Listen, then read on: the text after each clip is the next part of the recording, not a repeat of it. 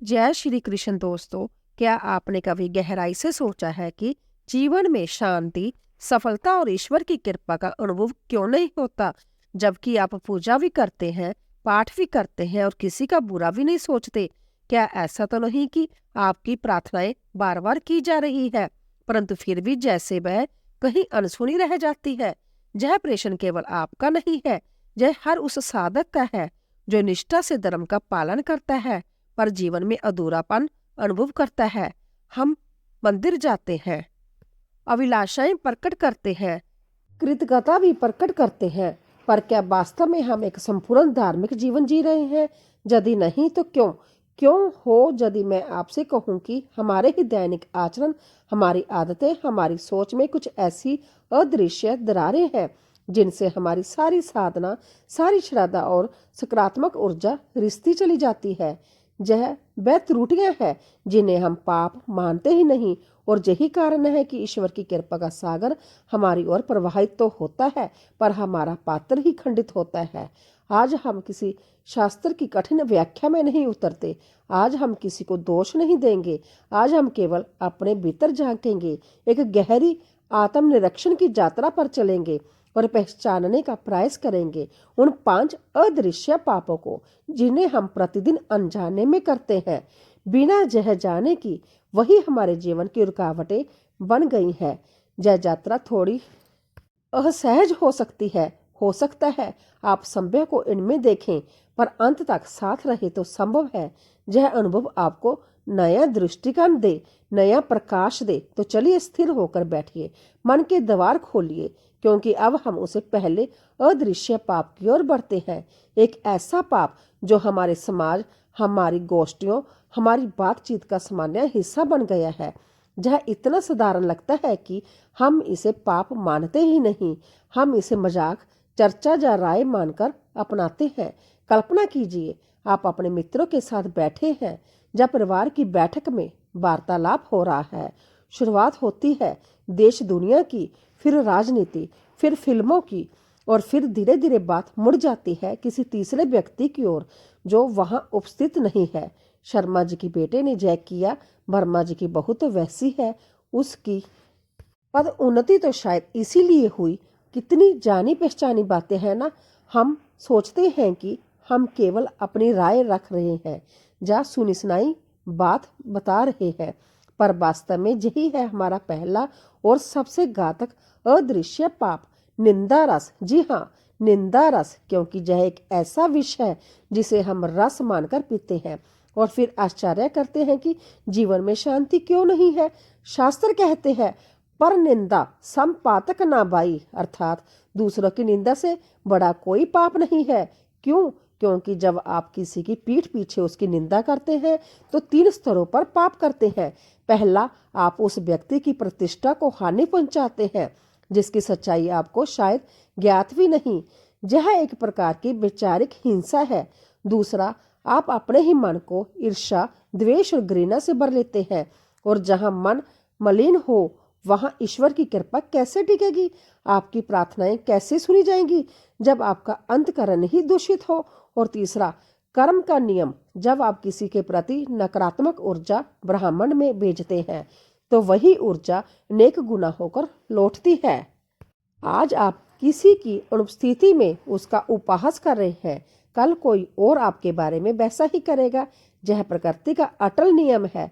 हम इस निंदा को रचनात्मक आलोचना का नाम दे देते हैं, हम इसे मत रखना कहते हैं, परंतु क्या वास्तव में यह आलोचना है? यह मात्र मन के विकारों का उत्सव। हम इसे मन हल्का करना कहते हैं, पर हृदय पर हाथ रखकर पूछिए, जब आप किसी की बुराई कर रहे होते हैं तो क्या आपके मन में सच में उसका भला करने की भावना होती है, या फिर एक क्षणिक सुख, एक प्रकार की मिथ्या श्रेष्ठता का अनुभव होता है कि मैं उससे उत्तम हूँ? यही वह क्षण है जहाँ हम चूक जाते हैं। ईश्वर की कृपा उस हृदय पर बरसती है जो निर्मल होता है, जो दूसरों में दोष नहीं गुण देखता है। यदि आपको किसी की कोई बात प्रिय नहीं है तो या तो मौन हो जाइए या फिर साहस करके सीधे उस व्यक्ति से संवाद कीजिए। पीठ पीछे की गई प्रत्येक बात, प्रत्येक चर्चा एक पाप है जो आपके पुण्य को चुपके चुपके समाप्त कर देता है।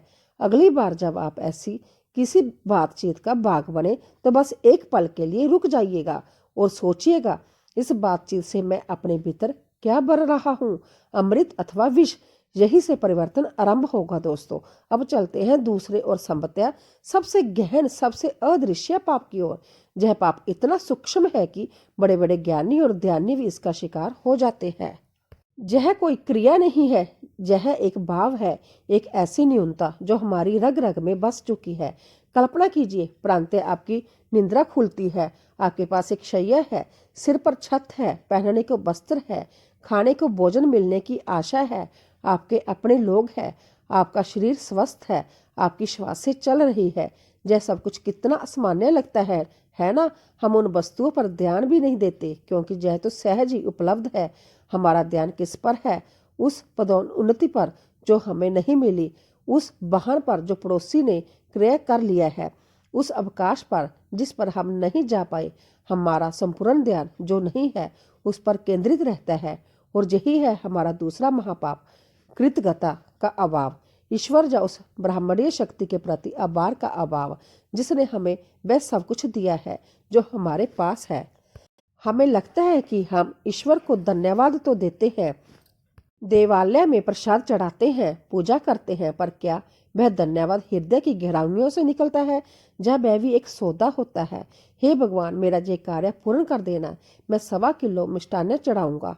कृतज्ञता का पाप केवल ईश्वर के प्रति नहीं होता, यह प्रत्येक उस वस्तु के प्रति होता है जो हमें जीवन देती है, उन माता पिता के प्रति जिन्होंने हमारा पालन पोषण किया, उस धरती के प्रति जो हमारा भार सहती है और हमें अन्न देती है, उस शरीर के प्रति जो बिना रुके हमारे लिए कार्य करता है, और उन श्वासों के प्रति जो जीवन का सबसे बड़ा चमत्कार है और हमें निःशुल्क मिली है। जब हम कृतज्ञ नहीं होते तो हम ब्राह्मण को एक संदेश भेजते हैं, मैं प्रसन्न नहीं हूँ, मेरे पास जो है वह पर्याप्त नहीं है, मुझे और चाहिए। और इस और की दौड़ कभी समाप्त नहीं होती।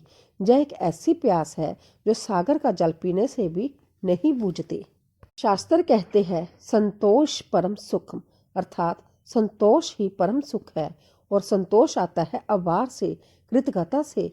जब आप इस भाव से भर जाते हैं, हे प्रभु आज के दिवस के लिए, इन श्वासों के लिए, इस भोजन के लिए, इस परिवार के लिए आपका कोटि कोटि धन्यवाद, तो आप एक भिन्न ही ऊर्जा के स्तर पर पहुंच जाते हैं।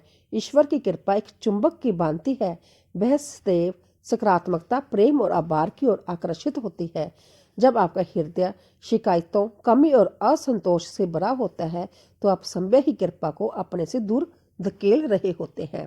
आपका हृदय एक बंद दरवाजे की भांति हो जाता है जिस पर कृपा तो दस्तक देती है पर भीतर नहीं आ पाती। इस पाप को हम अनजाने में कैसे करते हैं? तुलना करके। जब हम अपने जीवन की तुलना दूसरों से करते हैं तो हम तुरंत कृतज्ञता के जाल में फंस जाते हैं। हम दूसरों के जीवन के केवल उजले पक्ष को देखकर अपने जीवन के प्रत्येक पल को कोसने लगते हैं। तो इसका उपाय क्या है? एक छोटी सी आदत डालिए। प्रतिदिन रात्रि में सोने से पूर्व जब प्रांतः उठने के पश्चात केवल 5 ऐसी वस्तुओं के विषय में सोचिए या लिखिए जिनके लिए आप सचमुच आभारी हैं। वह आपका स्वास्थ्य हो सकता है, आपकी शिशु की मुस्कान हो सकती है, या आज मिला एक प्याला चाय का सुकून का भी हो सकता है। धीरे धीरे आप पाएंगे कि आपका ध्यान जो नहीं है से हटकर जो है उस पर आने लगा है। आपका हृदय शिकायतों से रिक्त और आभार से भरने लगेगा।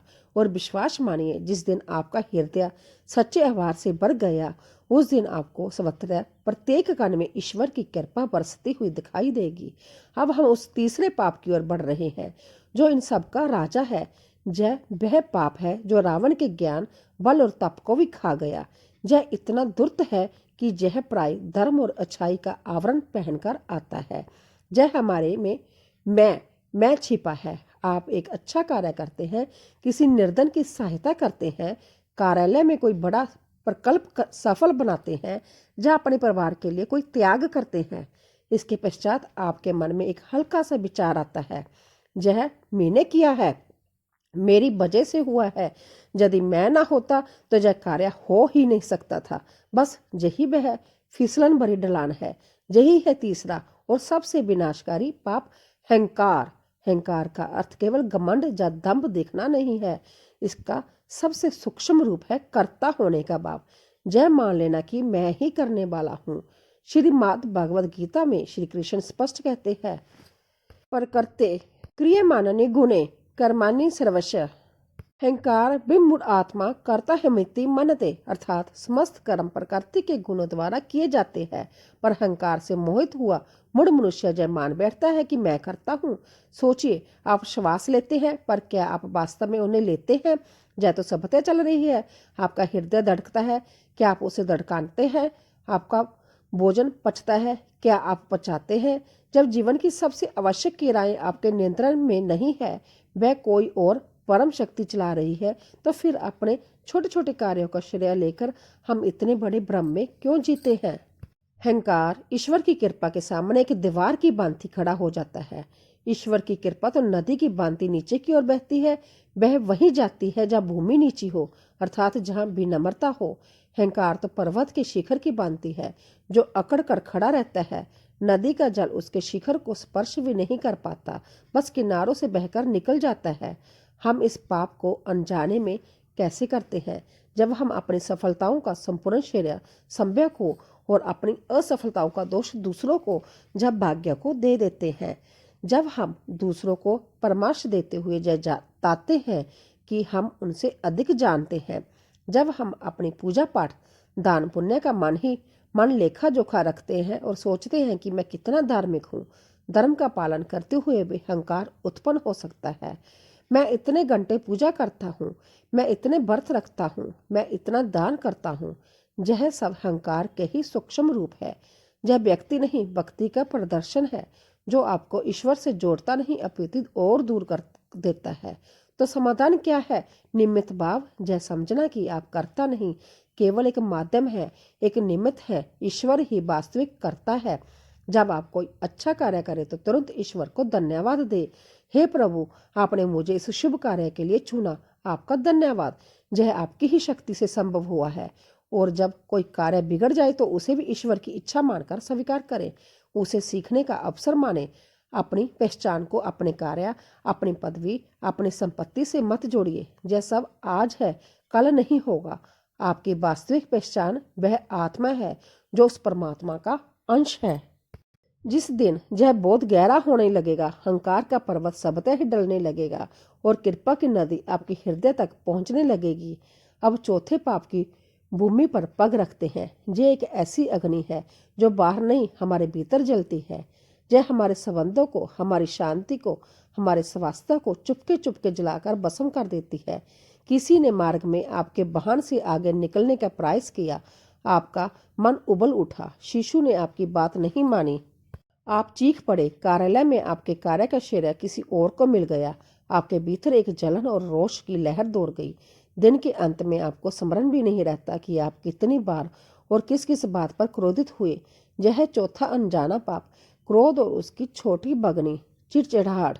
हमें लगता है कि क्रोध तो स्वाभाविक है, आ ही जाता है, पर शास्त्र कहते हैं, क्रोधात भवति समहो सोमहात स्मृति विभ्रम स्मृति प्रशांत बुद्धि नाशत प्रणश्यति, अर्थात क्रोध से मोह उत्पन्न होता है, मोह से स्मृति भी भ्रम हो जाती है, स्मृति से भ्रम होने की बुद्धि का नाश होता है और बुद्धि के नाश से व्यक्ति का पतन हो जाता है।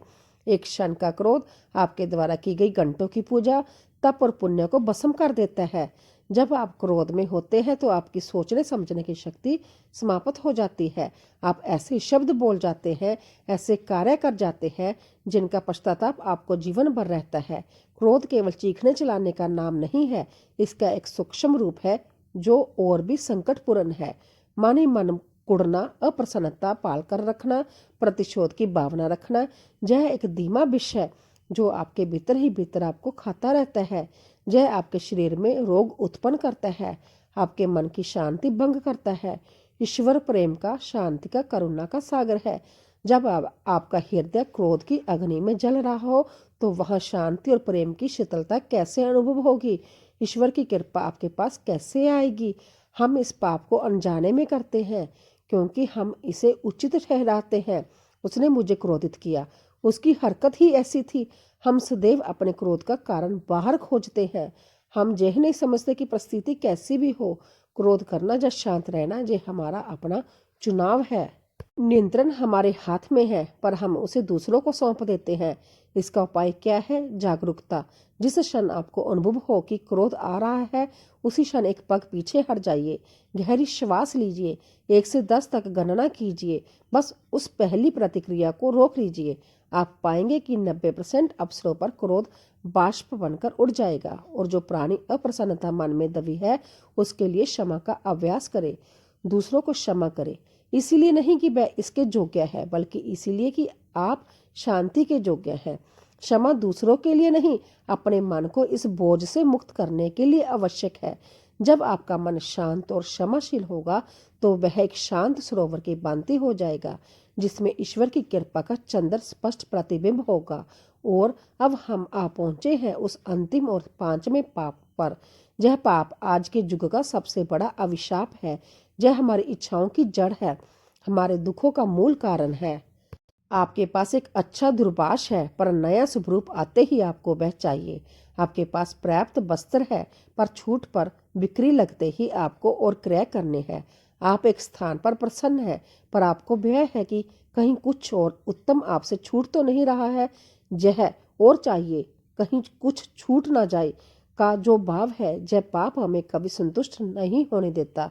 यह मृग तृष्णा की भांति है। आप जितना इसके पीछे भागते हैं, यह उतना ही दूर होता जाता है। आपका संपूर्ण जीवन बस वस्तुओं को एकत्रित करने और भोगने की दौड़ में निकल जाता है। शांति और ईश्वर के लिए समय ही कहाँ बचता है।